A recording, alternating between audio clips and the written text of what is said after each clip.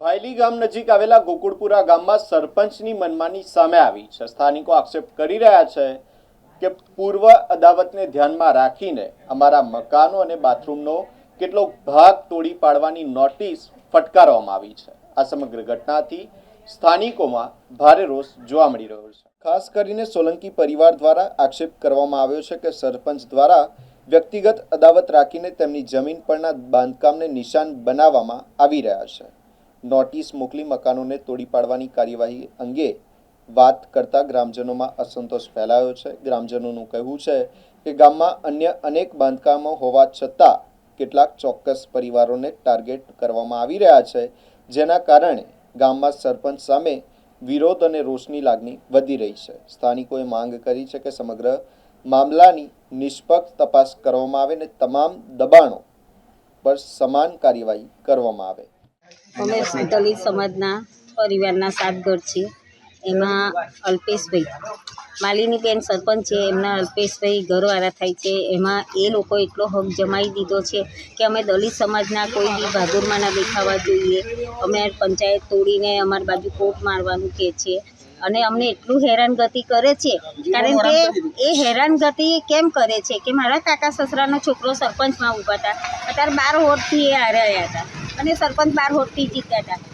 એ દુશ્મની કરીને અમારી જોડે આ અદાલત જેવું રાખે છે અને આ જાતિ વિવાદનો સંભાવના કરે છે। શું માંગ શું છે તમારી? અમારી એટલી જ છે કે ગામમાં 17 જણની અમે નોટિસ આપી છે। એ નોટિસ તમે 17 જણનું તોડીને માપણી કરીને આવો, પછી અમે જાતે તોડવા તૈયાર છીએ। શું નામ છે આપનું? ઉષાબેન। પરિસ્થિતિ હાલમાં આ વડોદરા જિલ્લાના વડોદરા તાલુકાનું ગોકુળપુરા ગામ આવેલું છે। આ ગામની અંદર અન્ય જાતિના કુટુંબીઓ રહે છે। આ કુટુંબમાં આ ગામની અંદર વાલ્મીકી સમાજના માણસો એક જ ફેમિલીના 7 કુટુંબ રહે છે। અવારનવાર વર્ષોથી આ એક જાતની આ લોકોને ધાક ધમકી અને અત્યાર સુધી એમને બાનમાં રાખ્યા છે। આ ગામના જે હાલમાં ચૂંટેલા સરપંચ છે, એ સરપંચશ્રી આ કુટુંબને અવારનવાર સરકારી રાહે જે નોટિસ આપવી જોઈએ એ નોટિસ એમને આપવામાં આવતી નથી। ફક્ત ને ફક્ત નોટિસની અંદર ફક્ત એમના તલાટી કાં તો સરપંચની સહી હોય છે। ખરેખર સરકારી કાગળ ક્યારે કહેવાય કે સરકારી કાગળ હોય તો આવક નંબર જાવક નંબર હોય અને એ રીતે આપણા પણ બિનઅધિકૃત રીતે આ રીતે વર્તન અત્યાર સુધી આ લોકો કરી રહ્યા છે। મારું એટલું જ કહેવું છે કે આ ગામની અંદર આ પીડિત પરિવારો છે એમને કેમ ટાર્ગેટ કરવામાં આવે છે? બીજા કોઈ અન્ય અગાઉના જે ભાઈઓ 17 માણસો છે એમને કેમ નથી ટાર્ગેટ કરતા? અને ફક્ત આ વાલ્મીકી સમાજના જે જ્યારે ગુજરાતની અંદર જ્યારે આ સરકારશ્રી નેજા હેઠળ બધા કામો થતા હોય અને એક બાજુ સરકાર કહે છે કે ભાઈ વાલ્મીકી પરિવાર અને આવા પરિવારોને પણ સરકાર જ્યારે બધી રીતે મદદ કરતી હોય તો ફક્ત આ લોકોને એટલું કહેવું છે કે અમારા જો શૌચાલય તોડવામાં આવતા હોય તો અત્યારે અમારા નાના બાળકો અને પરિસ્થિતિના બહેનો છે એ ક્યાં જશે? અત્યારે ખુલ્લાની અંદર સરકારશ્રીએ ન જવા માટેની તો આવી અગાઉ ઘણી બધી એવી સરકારે યોજનાઓ તૈયાર કરી છે અને આ લોકોનું જો તોડવામાં આવશે તો અત્યારે આ લોકો ક્યાં જશે? તો સૌથી પહેલાં એ લોકો એની વ્યવસ્થા કરવી જોઈએ।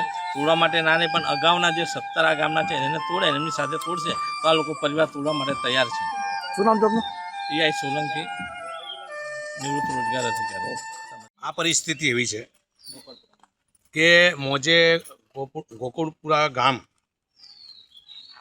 માજી સરપંચ અમારા કાનજીભાઈ અને એમનો પરિવાર જાણે કે માત્ર ગોકુળપુરા ગામમાં આ 7 સોલંકી પરિવારોએ દબાણ કર્યું એવું લાગે છે। એનો કેસ નંબર 21/2026 છે, અપીલ નંબર, અને છેલ્લા 3 વર્ષથી આ કેસ ચાલી રહ્યો છે કે એમના જાજરૂ અને બાથરૂમ એમને સરપંચને આ નડે છે। ગામમાં એવા 17 દબાણો છે, નામજોગ ફોટા સાથે છે, છતાં પણ મામલતદારનો હુકમ, મામલતદારની નોટિસ આ કાનજીભાઈ અને એમના 7 પરિવારોને મળી રહી છે અને 17 જે પરિવારો છે, 17 જણે જે ગામમાં દબાણ કર્યું છે એને પંચાયતની નોટિસ મળે છે। એટલે સંવિધાનમાં 17 જણને નોટિસ પણ નથી આપવામાં આવી, તો કાયદો એ ખરેખર આ 7 જણ માટે બનેલો છે 17 જણ માટે બનેલો નથી. તો સંવિધાનની ઉપર વટ જઈને જો આ કામગીરી કરતા હોય તો એ માન્ય ગણવામાં નથી આવતી. એટલે આ ખરેખર મામલતદાર સાહેબને, ટીડીઓ સાહેબને નમ્ર વિનંતી છે કે જો આ 7 જણનું દબાણ તોડવું હોય તો સામે 17 જણનું પણ દબાણ તોડવું પડશે.